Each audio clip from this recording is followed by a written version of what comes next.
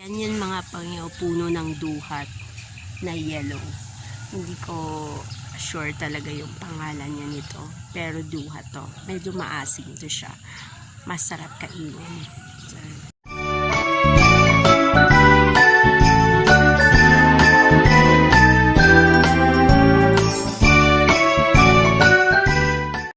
hinog.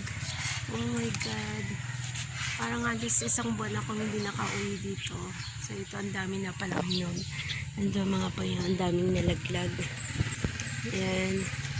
Alam niyo kung ano ito mga pangyaw? Ito yung duhat. Pero yellow siya. Ayan, ang dami. So, ang daming hinog mga pangyaw. Ayan. Ayan mga pangyaw, ang sarap nito. Maasim-asim, kaya vitamin C, sagana sa vitamin C. Mga pangyaw, ang dami talagang bunga, ang daming hinog. So, ito yun mga pangyaw.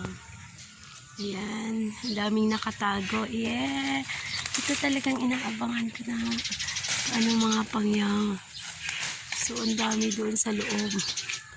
Ayan, ang daming nalaglag kasi walang kumukuha, walang kumakain. Ayan.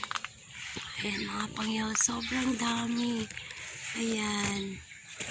Ang daming bunga. Ayan. Ayan. Mga pangyaw. Ayun, nakatago.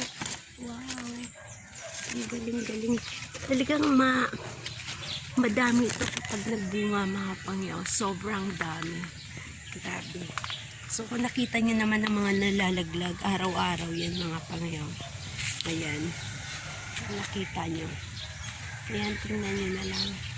So, ito yan mga pangyaw.